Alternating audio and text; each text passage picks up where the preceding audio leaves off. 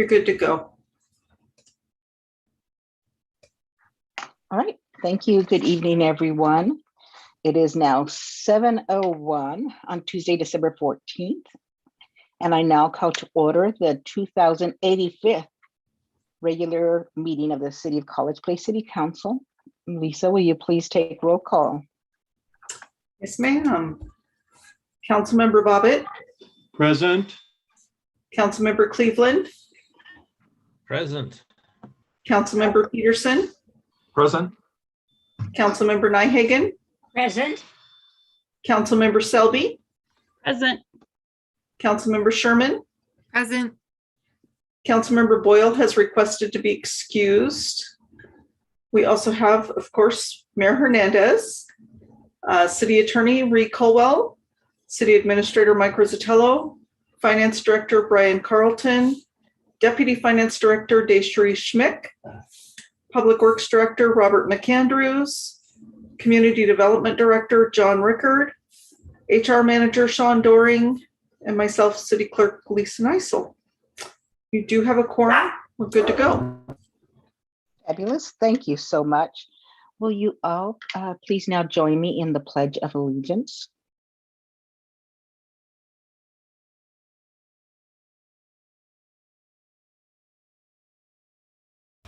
I pledge allegiance to the flag of the United States of America and to the republic for which it stands, one nation, under God, indivisible, with liberty and justice for all.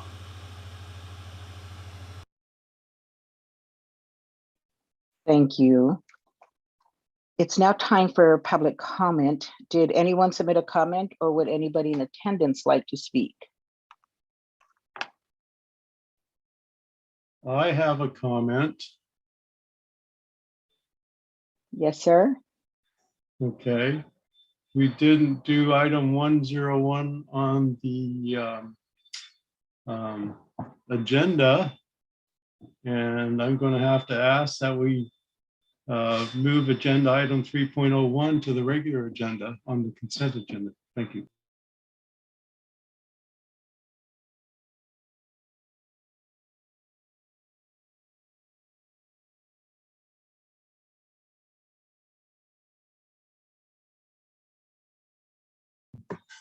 You said 3.01? Consent agenda item 3.01, I would like to move to the first item of the regular agenda. To approve the agenda? Okay. Okay. Lisa, anybody in attendance would like to speak? Any guest? We do not currently have anyone attending via Zoom. Okay, thank you. Okay, then we are going to move on to the consent agenda, which includes the, so we're going to move the approving of the agenda down, okay? Approve the council minutes from November 23rd, 2021. Approve council minutes from December 7th, 2021's workshop. Approve the fee resolution from, fees resolution number 21054, clerical correction. Approve the snow and ice policy update. Approve the JUB construction services for Sky and 12th water main replacement project. Approve the JUB construction services for the 2022 CIPP project. Approve the JUB construction services for the lift station number 5 replacement project. Check register and financials for November 2021, and excusing council member Boyle for her absence. Are there any items that the council would like removed from the consent agenda at this time? All right, seeing none, is there a motion? I move we accept the consent agenda. As We have a second? I'll second. Okay, all in favor say aye. Aye. Aye. All opposed? All right, the ayes have it and the motion is passed. Okay, so where are we with the 3.01 that Jerry requested to be moved, Lisa? It's Are we moved moving to an on? action item. You moved it to an action item.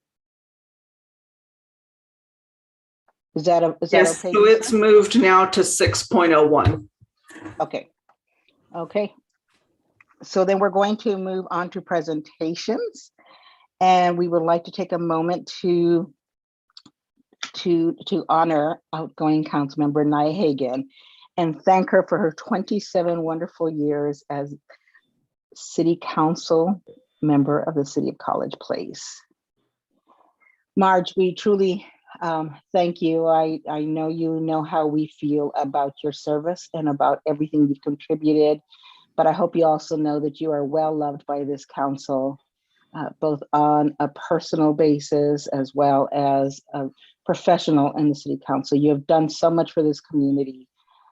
It is certainly not the community you came into, but you're leaving it a much better place, and you have truly left a significant mark on the City of College Place. Even though some of us may not know it, we may not have seen it in the background, but thanks to your efforts and your commitment to the city, you've really moved it forward. So truly, I thank you very much. I wish I had more time to have worked with you, but the time I've had, it's been wonderful. And I truly thank you personally for all the support and encouragement you always gave me and to help me be a better mayor. I want to say that all my years, I've just been so enjoyable to this city council. And I appreciate every one of you. I love you dearly, and I will keep you in my prayers. And you have not heard the last of me. If there's some problems, I'm going to come in here for you, okay? I love you all, and I thank you. I thank you so very much. God is so good. And please, everybody, please remember all of those that are suffering from the tornadoes, and please keep them in your prayers. And please, dear folks, keep me in your prayers, because I will certainly keep you in my prayers. Thank you so very much. We are good. Is there anyone else that would like to say a few words before we move on? I just didn't want to not give you all the opportunity, should there be. All right, well, thank you, Marge. Let's see, we're going to move on, and let's make this exciting for Marge, to public hearings. So we have public hearings scheduled tonight on the final fiscal year 2022 budget. And Mr. Carlton's going to present on that. Thank you, Mayor, Council. I'll bring up and share my screen.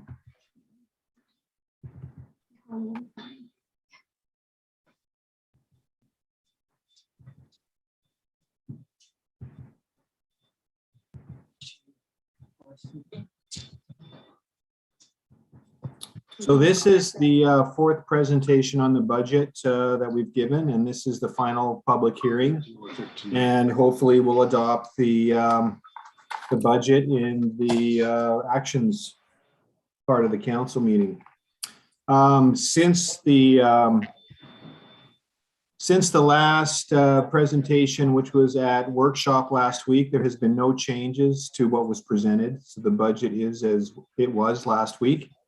I'll go a little bit more detail than was presented last week, but we'll go through it pretty quick. We've seen this all numerous times, but again, our key assumptions were going into this budget cycle. We took conservative projections on revenue and expenditures. We made sure we are maintaining our core services, and we are investing in critical infrastructure and addressing staffing gaps that threaten maintaining those core services. And we'll continue obtaining grants. So here's our preliminary. This is our, well, I guess it's preliminary. Hopefully it's final budget. But again, we'll bring up the discussion of the drawdown of the $2.2 million in the ending fund balance. And this same screen that I showed you before, showing our trend in our ending fund balances. And as you can see, by the end of 2022, we're anticipating close to $16 million in ending fund balance, which is the second highest year since 2011. Here is the fund balances as they're sitting. I'll just go through the major deficit amounts, which again in current expense fund, which is directly related to the incurrence of our ARPA funds.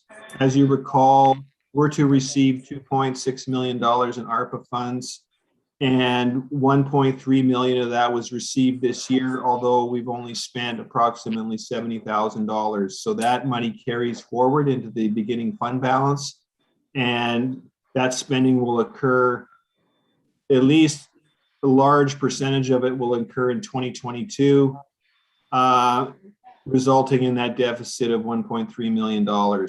So our ending fund balance at 2.5. The next major one is our Economic Development Fund, showing a deficit of $460,000. That is related to projects that we've been accumulating money for our streets. And that's projects that are going to go forward next year. Our ending fund balance at $102,000. Again, in the REIT, you can see in REIT 2, which is Fund 306, we have a deficit of just over $1 million. And that is directly related to the Lions Park project, where we've been accumulating funds close to $500,000 in REIT over the last few years, as well as funding from Sherwood Trust for $500,000. So that drawdown totally expected, resulting in a REIT 2 ending fund balance of $237,000. A small deficit in the streets, sort of related to the Economic Development Fund, in that they fund some of the street projects. You can see we have a small drawdown there of $47,000. Now going to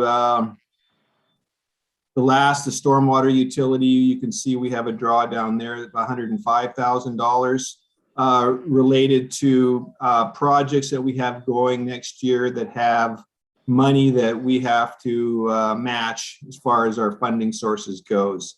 And that drawdown is expected, but we still are maintaining our reserve balances in that fund. Overall, you can see we have a $2.2 million drawdown, resulting in a ending fund balance of just over $16 million.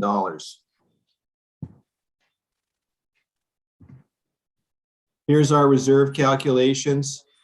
And you can see that in a majority of our reserves, we are in compliance, and compliance, very well. A couple that we aren't making our reserve requirements are the current reserve expense fund. That, if you recall, is where we're keeping emergency money and accumulating funds in there. Our goal is 10% of current expense budgeted revenues, and we're falling slightly short of that. We are putting in $200,000 into that fund in 2022, so slowly getting that balance up to where it needs to be. The other area we're not making our reserve is in the Facilities Maintenance Reserve Fund. The target is $300,000. Again, I stress that's a target, and currently we're at $167,000, so we're $132,000 short of that target. We are spending in that area next year, so we'll be focusing on getting that reserve back up in 2023. Overall, all of our utility funds are meeting their reserve requirements, and which are 60% of operating and maintenance expenditures, and you can see that we're making those quite nicely. And we're also making sure we're keeping our debt service requirements of 1 year of debt service. We're making those requirements as well.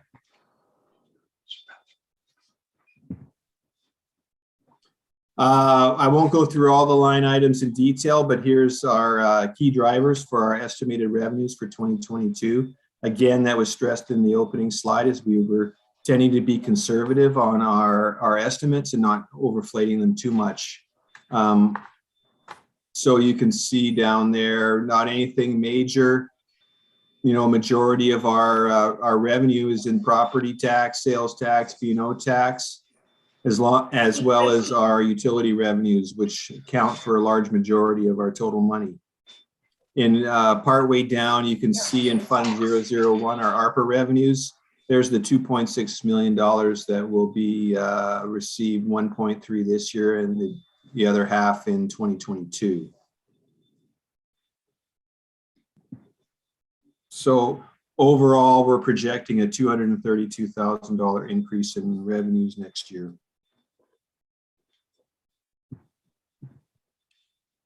Here's our staffing projections for 2022. Currently, we have 53 budgeted full-time employees. You can see the breakdown there. For 2022, we are recommending hiring 1 mechanic, which for the next 2 years will be paid out of the ARPA funds. We'll be having a full year with Ree as our city attorney. Last year, she started in June, so we had half a year. So next year, we'll have a full year. And then we are recommending the hiring of 4 firefighter EMS employees as part of the ambulance utility that will bring to council in the first quarter of next year. As far as increases go, you can see that the police are in the last year of their 3-year contract, which is giving them 5% increase. You can see in fire, they're in their 2nd year of a 3-year contract at 3%.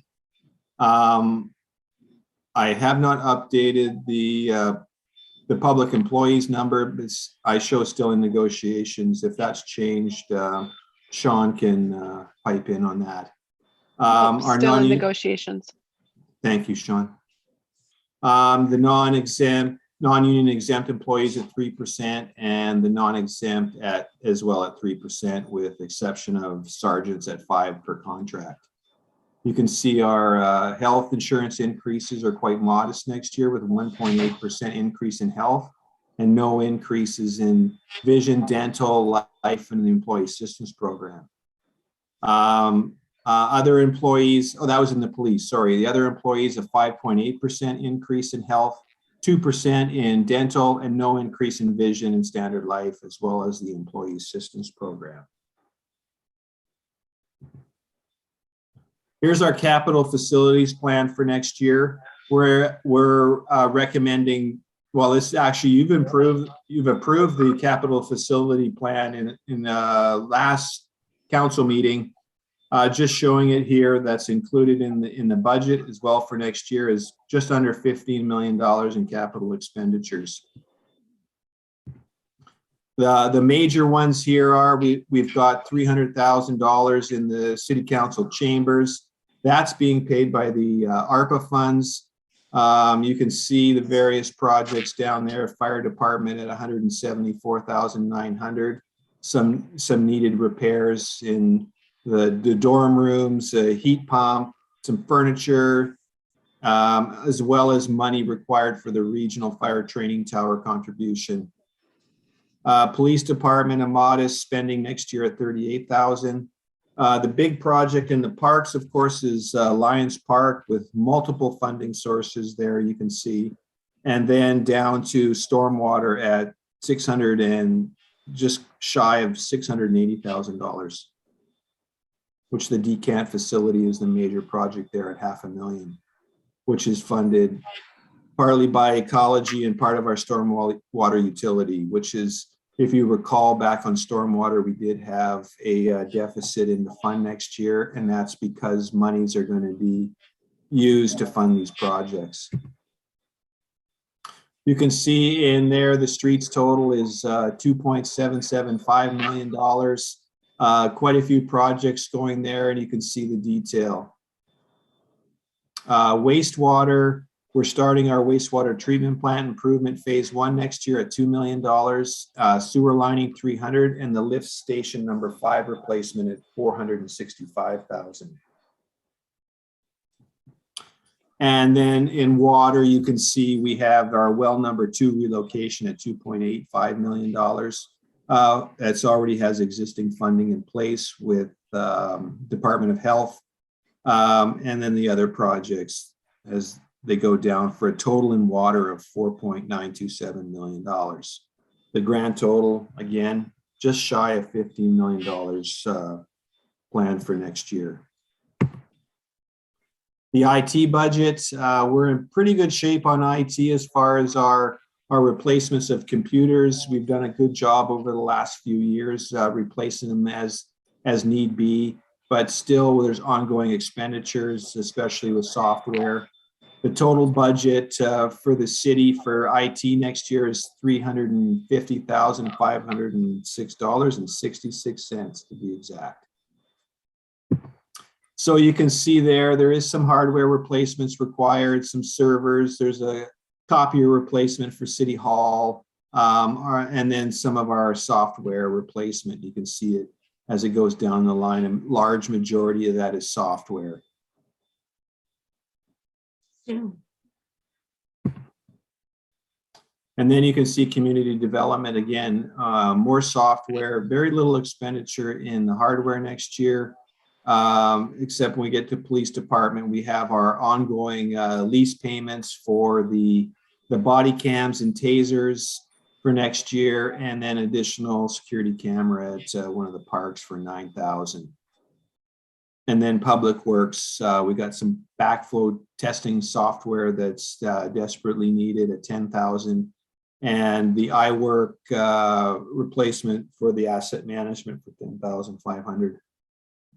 Total expenditures in IT, $350,000.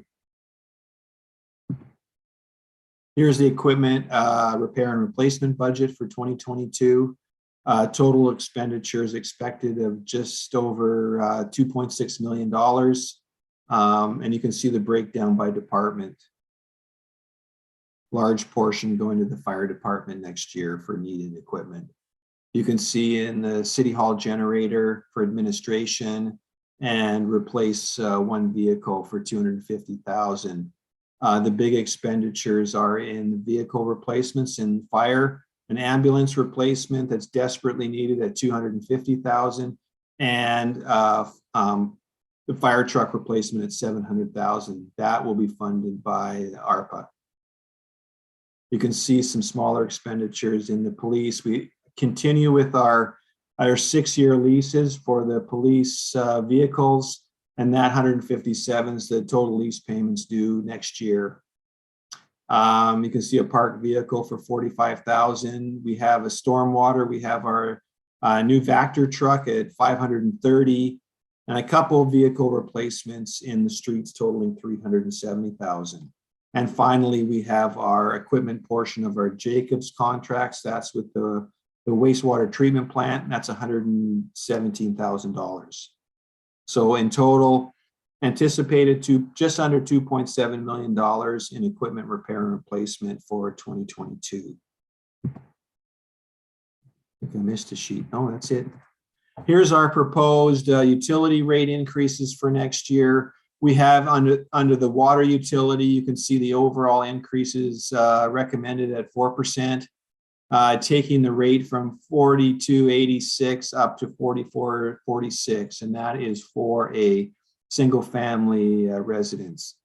You can see in sewer, the overall increase is recommended at 3%, taking the 2020 rate of 96.20 up to 99.47. And we are recommending a 0 increase in the stormwater rate for next year.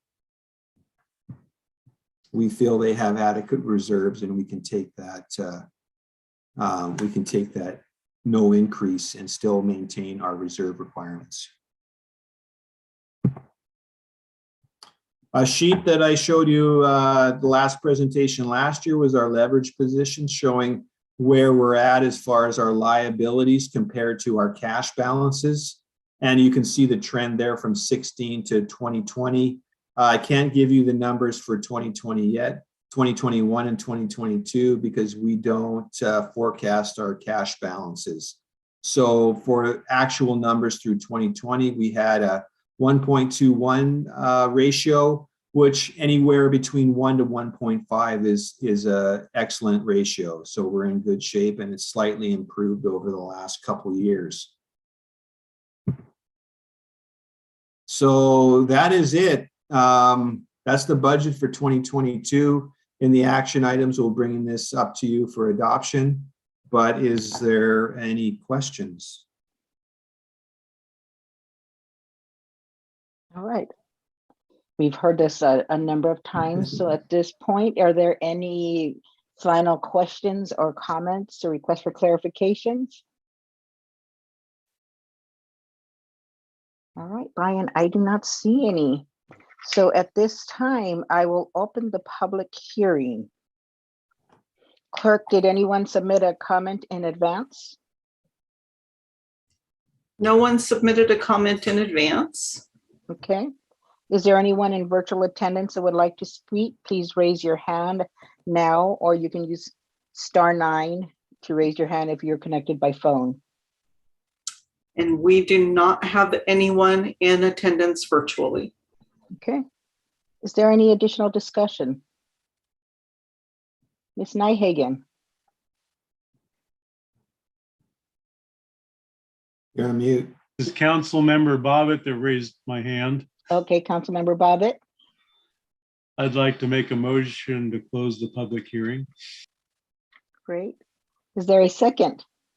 Second, and thank you very much. Okay, any additional discussion? All right, all in favor of closing the public hearing, please say aye. Aye. Any opposed? All right, the ayes have it and the motion is passed. The hearing is closed.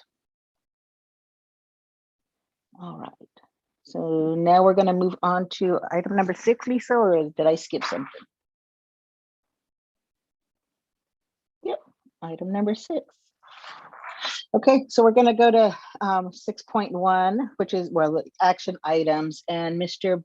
Bobbitt motioned to, oh, am I seeing this right? Motion to So, request.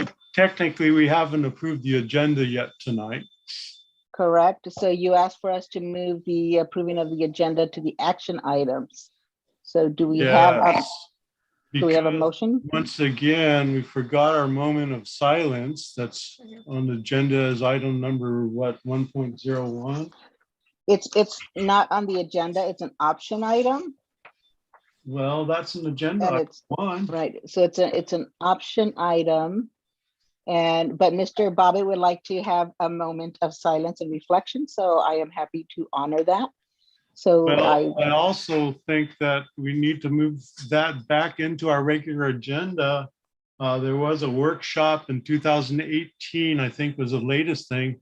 Plus, we did do an action. Let me look this up. We did a resolution number 18-006 where we kind of outlined the requirements for the, I think it's called a moment of silence right now. No prayer. And there's a whole list of requirements for that. But at the workshop on January 30th, 2018, it looks like we discussed it, but that was to be an item after the Pledge of Allegiance. And I don't know how it got changed outside of the actual agenda after our call to order.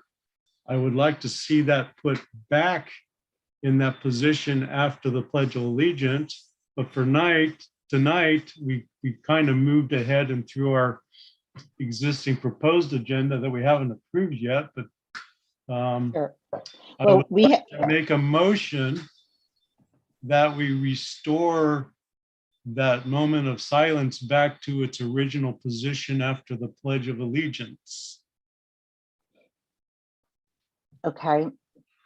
I'm not sure what the procedure is here, Lisa, because we didn't Well, I call made for a a motion. motion.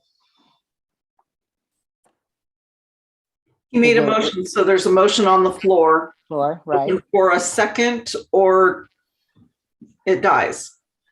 Okay. All right. Is there a second? I second. Okay, Ms. Colwell.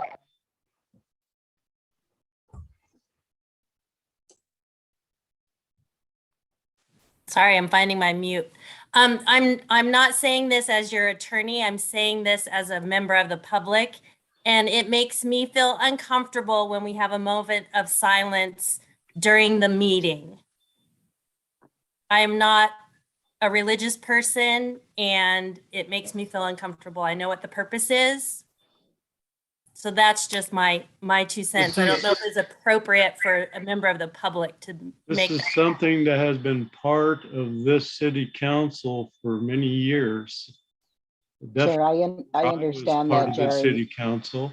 Okay. Now, I have done research and I've Okay, found, I'm gonna call on Mr. Cleveland next. Mr. Cleveland? I believe this would be a discussion best held during a workshop. My opinion on this currently is that we've got a long agenda. And for the time being, until it's discussed in a workshop, I would be opposed to this. Okay, thank you. Councilmember Selby? Councilmember Cleveland covered my comments. LT plus. 4 docs Okay. LT plus. Thank you. 4 docs LT plus. Okay. Is there any other questions? Any other comments at this time? Okay, there's a motion and there's a second. We've had, let's see, I'm just gonna, I guess, Lisa, I call for a vote at this time. I have a comment. There is a Supreme Court ruling regarding prayer at city councils to where. We understand, yeah. We know, So Jerry, anyway, but it is not an inappropriate item to have on the okay. agenda. So we have a motion on the floor. All in favor, say aye. Aye. What? All opposed? Aye. Aye. Aye. All right, the nays have it at this time, so the motion is dead. Madam If you Mayor, have to request a clarification on yeses and nos, please. Right, so let me go, okay, all opposed say nay. Let's do this one more time for clarification. nay. Nay. Nay. Read the. Okay, the nays have it, So I have 4 nays. 4 nays. Okay, So the motion is dead. thank you. How do you have 4 nays? We got 4 nays. I have Cleveland, Sherman, Peterson, and Selby. I don't see Sherman on my. Well, she's there. She's there. Okay. All right, so now we're gonna go ahead and move on. So the next item is the first action item is the resolution Mayor? declaring. Yes, ma'am. Yes. Point. I would like to move to approve the agenda for December 14, 2021. Thank you. We have a motion to approve the Second. agenda. Okay, we have a second. Any further discussion? Thank you. All in favor, say aye. Aye. Aye. All opposed, say nay. All right, the ayes have it. The motion is passed. Councilmember Selby, thank you so much for bringing that up before I moved on. I appreciate it. I got to keep my track of my little notes better. Okay, so now we're going to move on to 6.01, which is the resolution declaring certain events as official community events, and Mr. Rizzatello will present on that.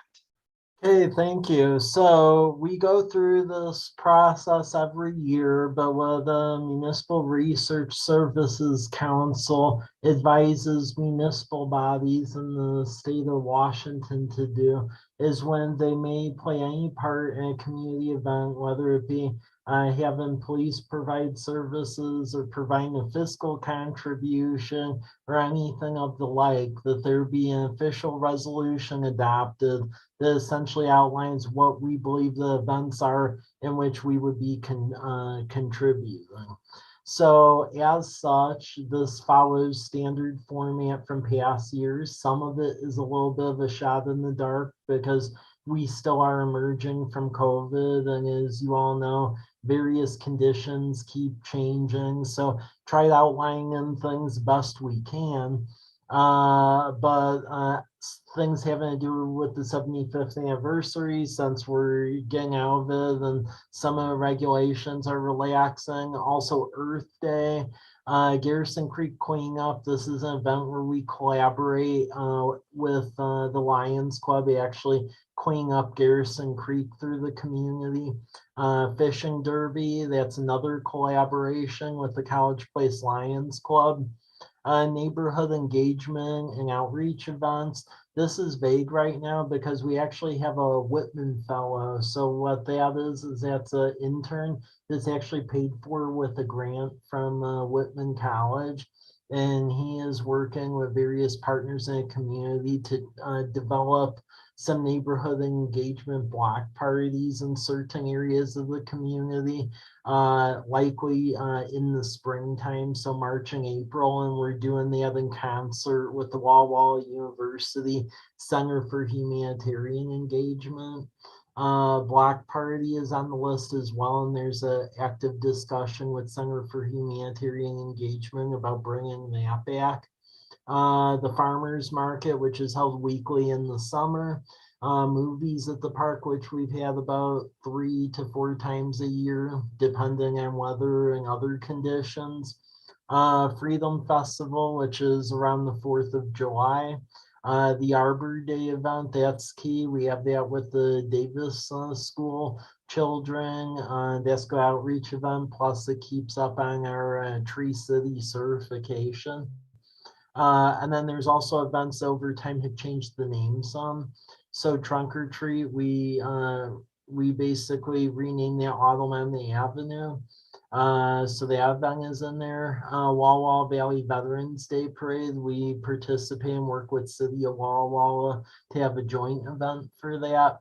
And then the event we just had, which was Winterfest, but that has been renamed the Light Up the Avenue event. So this just details the basic boiler points around the community events, which we may be providing a contribution, whether it be staffing or monetary, throughout the fiscal year. All right, thank you, Mike. So we're going to go through council members for any questions or comment regarding declaring certain events as official community events. Councilmember Bobbitt, questions or comments? No questions, but thank you, Mike. I like the list. Okay, Mr. Cleveland, No questions or comments. Thank you very much, Mike. No. Mr. Peterson, No questions. Thank you. Ms. Nyhagen, Mike. Ms. Selby, No questions. Thank you. Ms. Sherman. No questions. Thanks, Mike. All right. So if there's no additional questions or comments, do we have a motion on this resolution? This Councilmember Selby, I move we adopt resolution 21-061, which certifies community events for fiscal year 2022. I'll second. Okay. You have a first and a second. Is there any additional discussion? All right, seeing none. All in favor, say aye. Aye. All opposed, same sign. All right, the ayes have it. The motion is passed. Thank you, Mike. Let's move on to the award of the 4 Bikes construction project. And Mr. Andrews, you're going to present on this for us? Yeah, thank you, Mayor. Good evening, Council. Yeah, as you're all aware, we've talked about the 4 Bikes project quite a bit. We put the project out to bid, open bids on December 7th. We had 3 bids.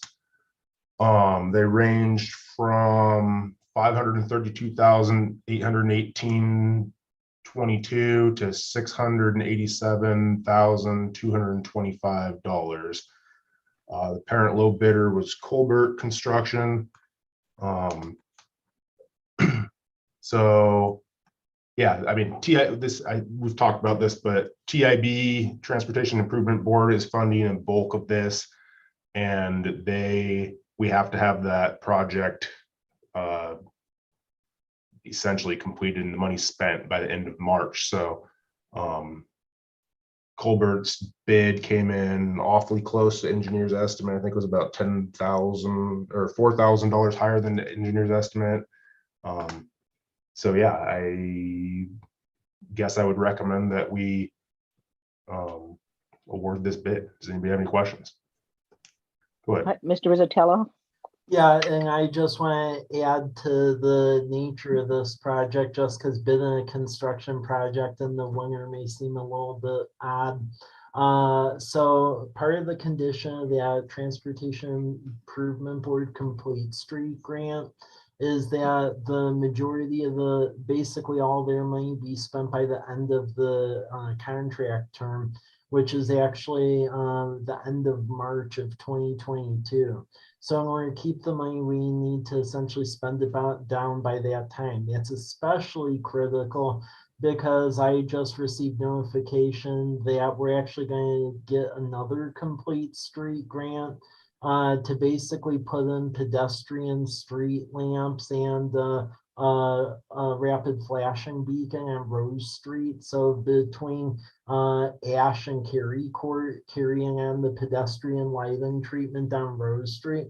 But the issue is that they will not essentially award that money until we have this spent down. So it's basically holding that other project hostage. So we basically need to spend this money down, get this project done, so that way we can move to the next one. Because next one looks like that'll be about roughly 350 to 400,000. All right, thank you. Let's go through council members for questions or comments. And we'll begin with Council Member Bobbitt. No questions. Council Member Peterson. Robert, real quick question. I should know the answer to this question. Colbert has done work for us before. They have, I believe they have before my time. Yeah. Mike, do you? Yeah, so Colbert has done work for us. To my recollection, they were the contractor on the C Street reconstruction project about roughly 2 to 3 years ago. Oh, wow. Okay, great. Thank you. My apologies, Council Member Cleveland. Any questions or comments? No questions or comments. Thanks, Mike. Right, Councilwoman Nyhagen, questions or comments? None, thank you. Councilmember Selby. I have a related question, I think. I'm still getting questions about the purple lights. Do we have an estimate of when those will all be replaced? We do not. I think they are continuing to fail. I have, off the top of my head, 16 or 17 that I have reported to Pacific Power. They have acknowledged receipt of them. Last I heard, I think last week, they were trying to compile all of those into one. They didn't want to send people out a whole bunch of times. So they were trying to time it so they could send a crew out, tackle them all at once. And so if they continue to fail, we will continue to report them and add those to the list.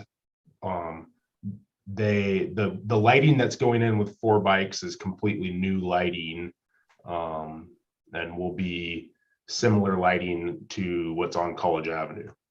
So that will go in on the south side of 4th Street, all the way from College to Academy. Thank you. No problem. Ms. Schmick has her hand raised. I just wanted to address Councilmember Peterson. I looked it up really quick and Colbert did help with C Street. Thank you. Okay, Council Member Sherman. No questions. Thanks, Robert. Thank you. Robert, perhaps we may consider just asking Pacific Power to just replace all the lights, period, because if they're going to be failing at one point or the other and having to deal with this continuously, maybe rather than reporting, they just need to replace them all. All the lights in the city? The ones that are from that one grouping I'm assuming those ones that are failing came from one grouping of replacements. That's my understanding. I'm not sure if they or us know exactly which batch like which lights came from that batch. Okay, So it's kind of so that makes it more difficult than just replacing. it does, yes. Okay, I promise I Okay. will stay on top of them on that though. well, it's so time consuming for you too. That's just the hassle, right, of you having to track them and then report them. And I wish it was not necessary for us to have to take that. I kind of like to them. do that.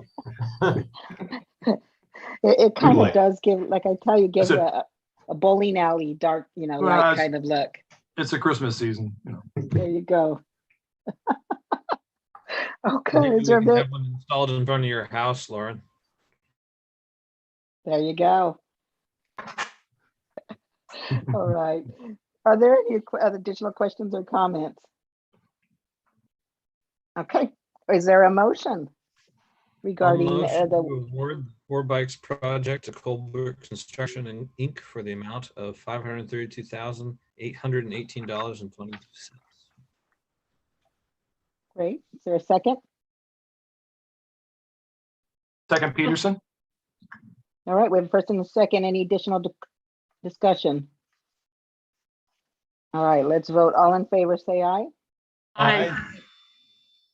All opposed, same sign. All right, the ayes have it. The motion is passed.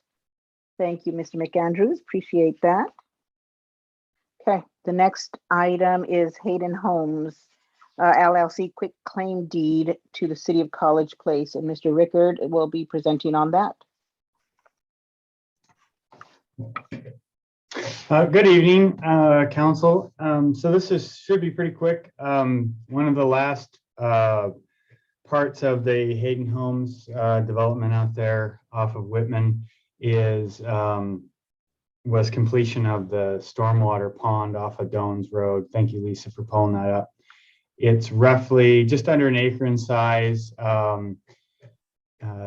The stormwater facility is out at the Homestead development. The properties are owned by the city. They've been dedicated to the city, but they're maintained and operated by the homeowners association. So now that the stormwater facility has been completed and accepted by the Public Works Department in terms of it complying with that, how it was designed, we now get to accept the parcel of property as a piece of city property. So we're asking that you authorize acceptance of this piece of property.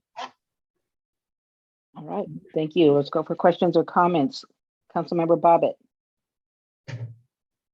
No questions at this time. Thank you, John. Councilmember Cleveland. No questions. Thanks, John. Councilmember Peterson. No questions. Councilmember Nyhagen. No questions, thank you. Councilmember Selby. No questions. Thank you. Councilmember Sherman. No questions. Thanks, John. It's great to finally have this on the table for final acceptance. I see this project done. All right, if there's no further discussion, is there a motion on, let me see, on to authorize the quick claim deed? Oh, Councilmember Peterson. Sure. I'd move to authorize the mayor to sign the quick claim deed accepting property known as the Dones Stormwater Facility. Great. Is there a Councilmember second? Selby, second. All right, any further discussion? Okay, all in favor of the motion, say aye. Aye. Aye. Any opposed? Councilmember Peterson, did you raise your hand again? I thought I was getting it, lowering it. Sorry. Okay. Oh, All right, thank you. all right. So were there any nays? All right, the ayes have it, the motion is passed. Very nice to get that done. Okay, the next item is the acceptance of the grant agreement with the State Department of Commerce for a solar array project. Mr. Rizzatello, you're up again. Hey, thank you. So this project has been hovering around for the past couple of years. Finally, there's starting to be some of the grants that are paying off. So the first one is we did get awarded the grant from the State Department of Commerce. They have a solar program. McKinstry helped us out with this. So we ended up getting an amount of about $175,000 towards us. That's what the grant agreement is before you today for. One change from, I would say, the initial conception of the project is, as you all may recall, initially we were thinking of putting it adjacent to well number 6 at Whitman and Maple. However, there were concerns over time about the amount of essentially solar and sun exposure that would get, because you have trees and other things from neighboring properties adjacent to that. So McKinstry and Public Works took a look at the area that has a fence around it over by the water tanks, and it turned out they had greater exposure to the sun, plus it's a secured facility, and then nothing immediately abutting it. So this solar array would be installed within the fence line of the water tank facility at Whitman and Maple. All right. All right, council members, let's see if there's any questions or comments. Mr. Bobbitt? So does the motion need to include our city administrator and the amount?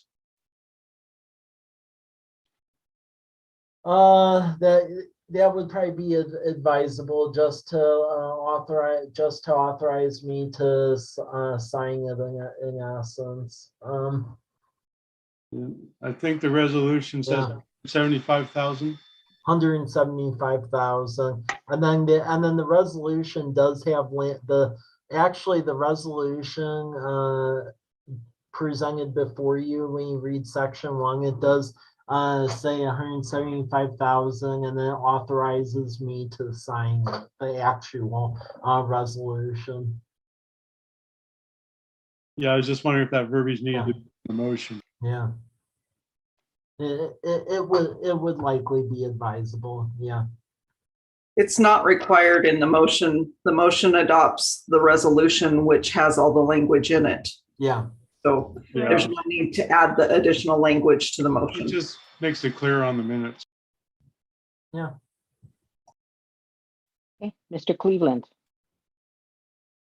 I guess I'm curious what that vacant land would be used for, if there's a purpose intended for it at this time, or if it would just go back to sitting for a rainy day.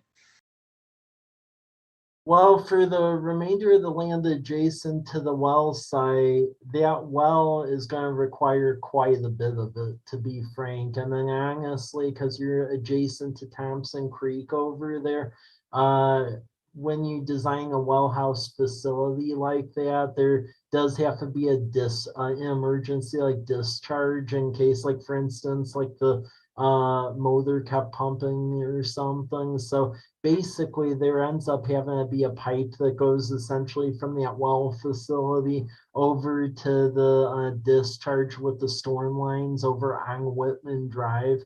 So really, I think constructing that well house and the associated improvements is going to end up consuming a lot more of that ground than we originally thought. Okay. Is the size of the new location going to be the same, or more or less? It's actually the same from what was originally being proposed, except the amount of exposure of the sun is much greater. It's about roughly a third greater from their original calculations of putting it adjacent to well 6. Okay. Are there other sites that would work better that we have available? Is it right now? It is right now not really, because that's already a fenced facility, and because there isn't nothing immediately adjacent to those water tanks, you're able to aim it where it won't bother anyone.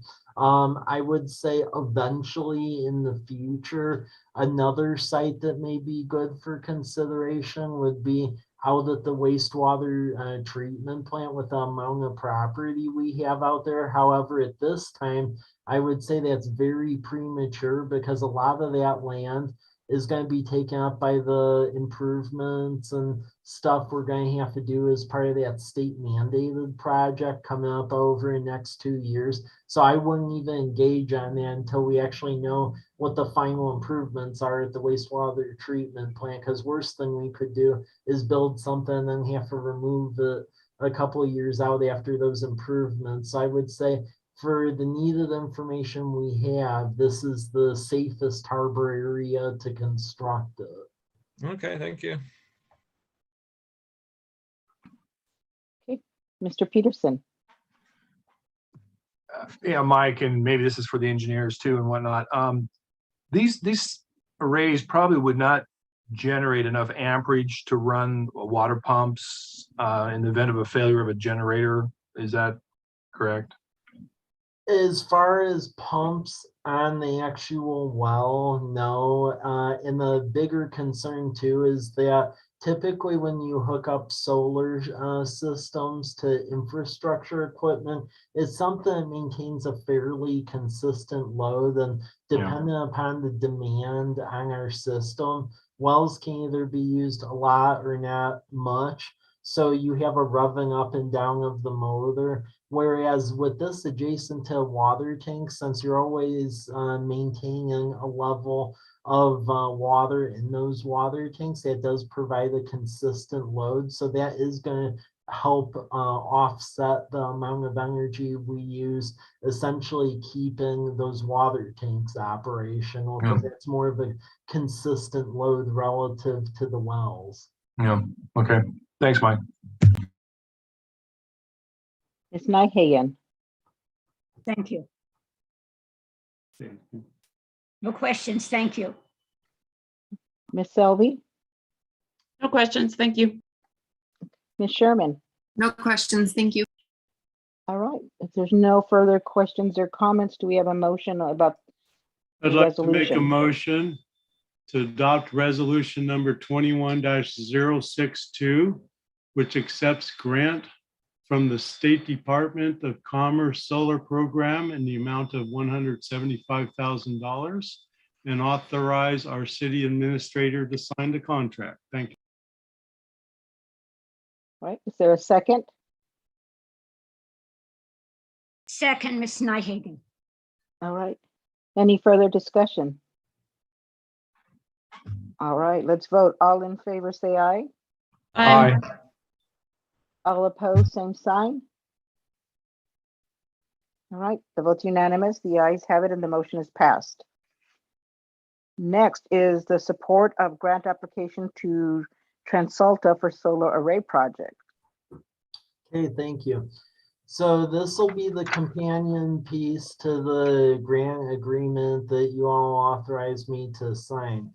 So historically, we have applied to Transalta. The big issue with the past grant applications is they were waiting for the State Department of Commerce to ever offer the grant money to us. And up until now, that wasn't happening. I believe now we will be able to, in essence, resubmit this since we now have a set amount Department of Commerce will give us, and they'll make us a lot more competitive for Transalta and get this project fully funded. So the plan is to resubmit and then see where it lands. I believe we're definitely in a good position. So this is just a resolution that you're in support of the grant application, and they'll be given to Transalta. They're a private company, but they have like a nonprofit arm that helps fund these sort of projects.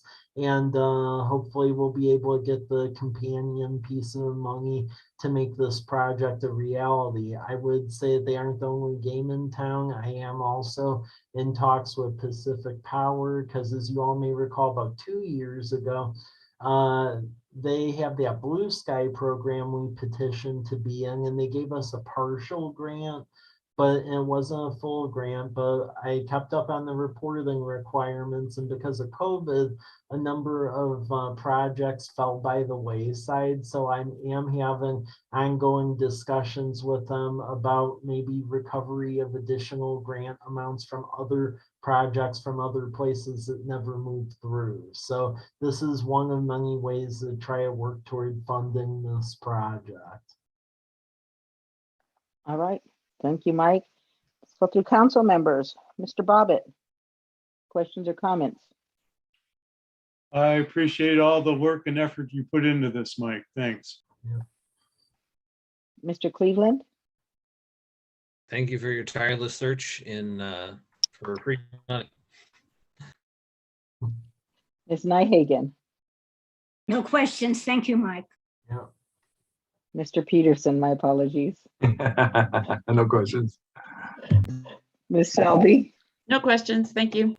And Ms. Sherman? No questions. Thanks. All right. So there's no further questions or comments. Is there a motion? This is Councilmember Selby. I will move to adopt resolution number 21-063, which authorizes the city to submit a grant application to Transalta in order to partially fund the Whitman and Maple Solar Array project. Second, Councilmember Cleveland. Wonderful. Thank you. We have a first and a second. Any additional discussion? All right, let's go to vote. All in favor, say aye. Aye. All opposed, same sign. All right, the vote's unanimous. The ayes have it and the motion is passed. Next item is the FEMA HMA grant for well number 3, chlorinator and generator. Mr. Isatello, you continue. Okay, thank you. So FEMA has a hazard mitigation grant program. Any county that in essence has a hazard mitigation plan and then declare the emergency during COVID, you get the chance to go after these grant funds, and they have a pre-application to the state. And then if the state thinks that the project is worthy, they tell you to fill out an application, and then FEMA essentially gives the money. We went through pre-app and they thought this was a worthwhile project, so they invited us to fill out the final application, which we are now working and finalizing and fully turn in this week. What this project is it's very important. So the one well that actually got us through our well crisis, well number 3 over at Larch and Lamperty, believe it or not, lacks an electrical generator, which is a very big deal. So ironically, the well that doesn't work and the one well that partially works, both those have generators, but the good well doesn't. And then luckily the new one we built does, and the one we're going to finish up will. But well number 3, which is our highest capacity one, does not. So this project, we actually fund getting a generator. So there is one over there. And then the other issue is the chlorinator. So compared to the other wells, this one has a different type of chlorination system, which when you're essentially cross-training public works personnel is a little bit confusing, because the well that partially works as well as the new one over on Peppers Bridge and one that will be constructed have one way of chlorination. This one has a different one. So this project would move it to where everything is on one process of chlorination, so we aren't having to do multiple different processes.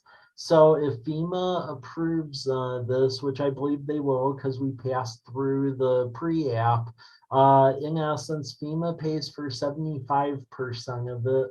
The State Emergency Management Office picks up about roughly 12.5% because it's a 25% local match, but the state will pay for 12.5%. which then leaves us with 12.5. And this has been programmed within the capital facilities plan. So I mean, this has all been expected. But this is in the resolution language, it comes very boilerplate because the federal FEMA office, they're very prescriptive in what they will accept. So that is what's before you. All right, thank you, Mr. Rizzatello. Let's go through council members. Mr. Bobbitt, questions or comments? No questions. Looks good, Mike. Mr. Cleveland, No questions. Thank you. Mr. Peterson, No questions, thanks. Ms. Nyhagen, No questions, thank you. Ms. Selby, No questions, thank you. Ms. Sherman. No questions. Thank you. All right, if there's no further questions or comments, Councilmember Peterson. Yeah, I'd move to authorize administration to execute interagency agreement with Washington State Department of Ecology for the dollar amount of $43,226.34. Thank you. Is there a second? Councilmember Selby, second. Great. Any additional discussion? All right, all in favor, say aye. Aye. Aye. All opposed, same sign. Right, the ayes have it. The motion is passed. Next item is the Pollution Prevention Assistance Interagency Agreement, and Mr. Murley will present on that. Wasn't this just approved? Thank you, Mayor, and good evening, Council. So as you guys are aware, the city has a stormwater permit through the National Pollutant Discharge Elimination System that allows us to discharge our stormwater. Part of those permit requirements involve a public education and outreach component. Within that, there's 3 different sectors: general public, businesses, and contractors and consultants. Prior to when I arrived at the city, Robert Gordon was going after this pollution prevention assistance program to kind of help fund some of that public education and outreach component specifically for the business aspect. So we put together an application and applied and have been awarded, or I guess have been accepted into the program. So a little bit about it is it's an interagency agreement with the Department of Ecology, where we would be working on behalf of Ecology, conducting technical assistant visits to local businesses regarding their hazardous and solid wastes. And then that would take into account our public education and outreach component for businesses. Do you guys have any questions? I think we just approved this motion. I'm sorry, I'm confused here. It's do we get out of sync here? I don't know. That's what I'm trying to figure out. What was your, so what we are on the pollution prevention assistance. We haven't spoken This about is the that. motion that Lauren read to us and we approved. I think Lauren and I got ahead of ourselves and read this one instead of the one before. Oh, Okay, so we were supposed to, we didn't approve the one on the FEMA HMA grant?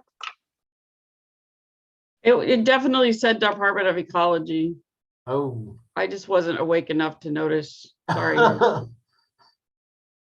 I suspect because we added the approval of the consent agenda to the action Right. items. I Oh, know, I we're shifted totally the thrown off. numbers. Yeah, Okay, we're totally thrown off. Okay, so we need to go back and first approve the FEMA HMA grant for the well number 3, correct?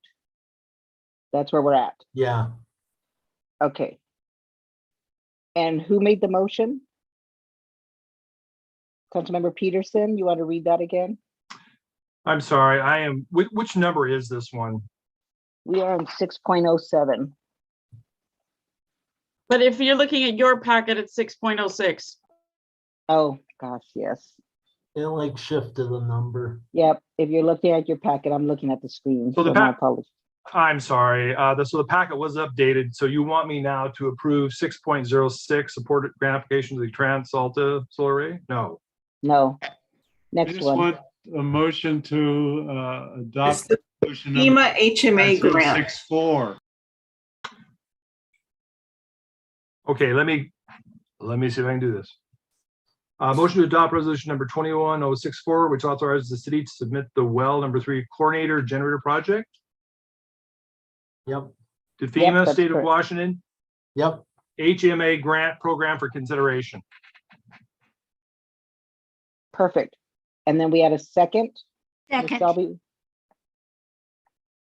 All right. So I think we got it straight. All in motion. I mean, all in. Who approve the motion, say aye. Aye. Any opposed? All right, the ayes have it. The motion is passed. I think, Spencer, you did great. You got your motion approved before you even presented. I don't know if anybody else can say that. You know, Good that's, job, Sick. Spencer. Yeah, no that's pretty question. awesome. All right, so now let's move on to questions or comments for Spencer regarding the pollution prevention assistant. Well, that one's already approved, Ms. Mayor. Well, Spencer hadn't presented on it, so we were being confused between the two. So do we want, Lisa, do we want to go through it again for the correct? It would be good to have discussion on it now, and right. yes, Since we approved the incorrect one at the time. Okay, so Correct. Jess, is there any questions or comments regarding anything that Spencer just presented on? No questions. No, I thought it was well presented and pre-approved. All right, so then let's vote. Is there a motion?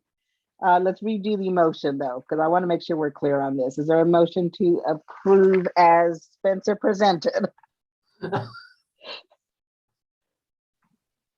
On the interagency agreement? So moved. Thank you. Is there a second? Second. All right, all in favor, say aye. Aye. All opposed?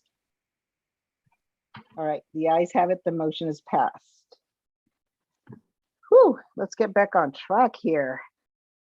But I'm probably not going to be much help in doing that. Okay, so next item is the USDA bond loan document for Southwest Sewer Project. Mr. Carlton, you'll be presenting on that.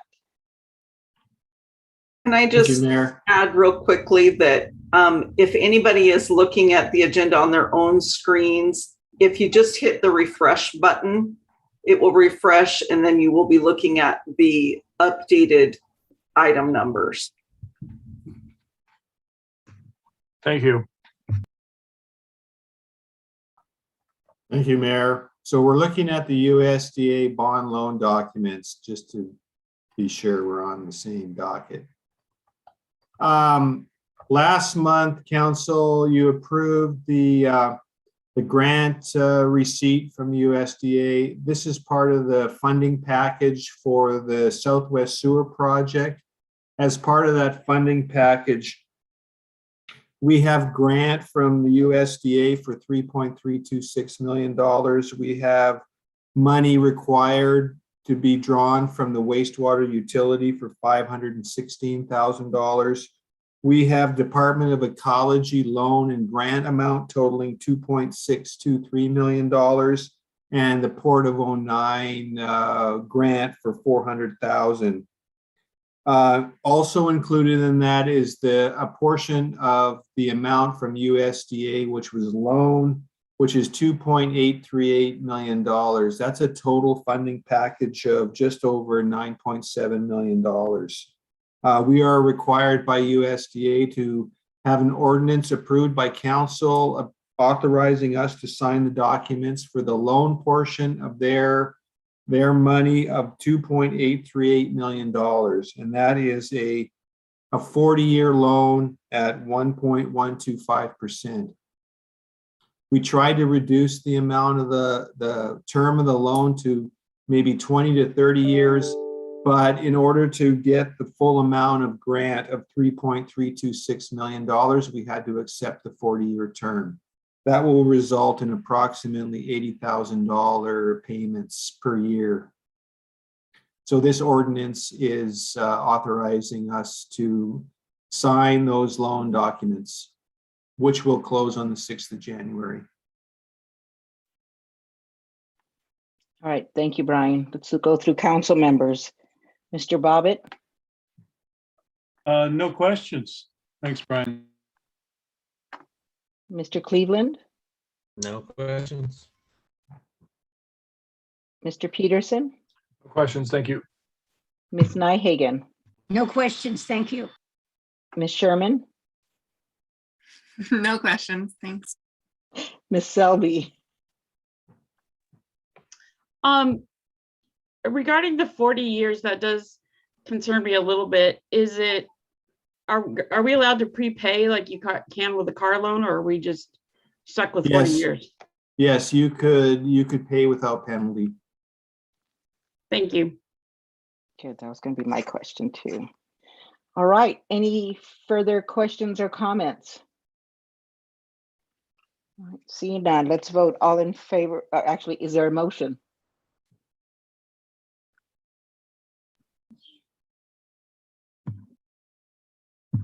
This is Councilmember Selby. I move we approve ordinance number 21-023 and resolution number 21-065, allowing the city administrator and mayor to sign the loan/bond documents to USDA-RD for funding of the Southwest Sewer Project. Second. All right, we have a first and a second. Any additional discussion? All right, let's vote. All in favor, say aye. Aye. All opposed? All right, the vote's unanimous. The ayes have it and the motion is passed. Thank you, Brian. Let's see, next item. The Department of Natural Resources Community Forestry Assistance Grant for Tree Inventory, the Urban Forestry Management Plan for Local Roadway Street Trees Support Resolution. Okay, Mr. Zatello, you'll be on that one. Okay, thank you. This is a resolution of support for a grant application to State Department of Natural Resources. So we are eligible to apply for this program because we are a designated tree city.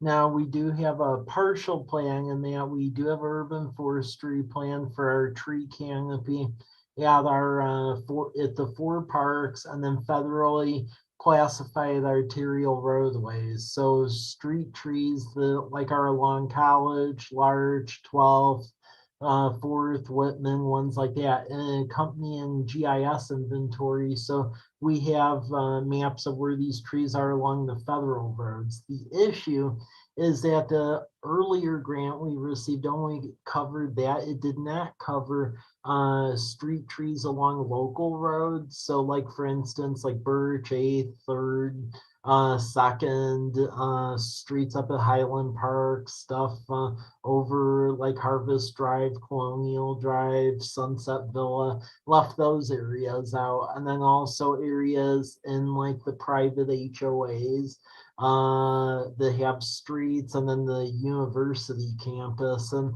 this grant program ended up getting a very large infusion of cash because state legislature passed what was called the Evergreen Act last year, where they actually funded it, which was because that was actually legislation. It wasn't funded for about like 7 years that they passed way back then, but now it is funded. So there's about 8 times the normal amount of grant money you go after. And this project will actually do a GIS inventory and an urban forestry plan for those trees and those other areas that I mentioned that we uncover with the earlier grant. And then between both those plans, we'll actually have a full citywide tree inventory with a plan for all the street trees and all the areas. So that's what this project is for. And it's to request $20,000 We feel that number to complete that would be accurate because that's what it costs to do the plan for those other areas.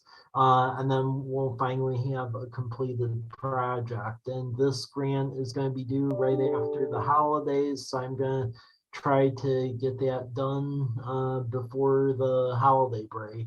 So that is what's before you, a resolution of support. All right, Mike, thank you.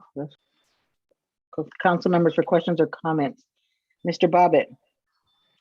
Yes, thank you, Mike. Anything that's a grant to pursue. So I want to make a motion now to approve resolution number 21-066 in support of State of Washington Department of Natural Resources 2022 Community Forestry Assistance Grant Request.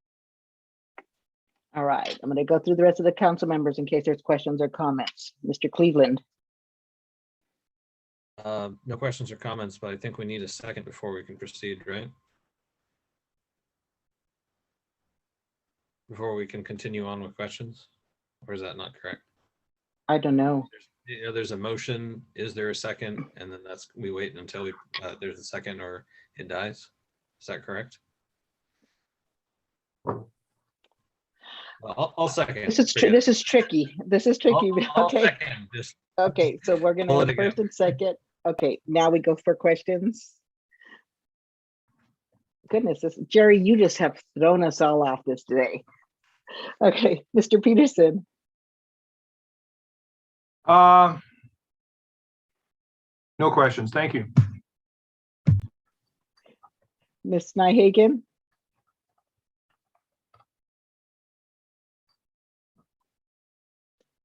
Ms. Nyhagen, any questions? No questions, thank you. Ms. Selby? No questions, thank you. Ms. Sherman? No question, thank you. All right, so we have a first and a second. Is there any further discussion? All right, let's vote. All in favor? Say aye. Aye. Aye. Any opposed? All right, the ayes have it. The motion is passed. Okay, let's see. Moving on. Let me see, where are we at now, Lisa? We're at the fiscal year budget, right? Okay. So next item is the fiscal year 2022 budget adoption by Mr. Carlton. Well, Mr. Carlton will present. He won't be approving the budget. The budget has been presented numerous times and it's before you to adopt the ordinance accepting the budget for a total of $37,888,000 and $888,823. I'd like to make the motion to adopt the ordinance number 21-024 for fiscal year 2022 budget. Second. All right. We have a first and a second. Are there any questions or comments? All right, seeing none, we'll go on to vote. All in favor, say aye. Aye. Any opposed? All right, the ayes have it. The motion is passed. All right, next item is oh, look at us. We're moving along. Next item is to cancel the December 28th council meeting and the January 4th workshop. Mike, you're going to present on that? Okay, well, canceling that, I mean, December 28th, that'll be during the Christmas break. I'll be out of town in Chicago, and January 4th, if it snows, I may still be trying to fight to get back here from Chicago. So yeah, that was why I suggested. I mean, it's customary. We usually cancel a final meeting in December and January 4th. The pessimist in me is thinking trying to get back here is not going to be very easy with planes that time of year. Hopefully I'm wrong, but yeah. All right, so there's been a proposal to cancel the meeting. Any questions or comments from the board member? I'm sorry, council members. All right, do we have a motion to cancel December 28th council meeting and the January 4th workshop? This is Councilmember Selby. I move we cancel both the December 28th regular meeting and the January 4th workshop. And I will be delighted to wish you all happy holidays. Everything after the and is not part of the motion.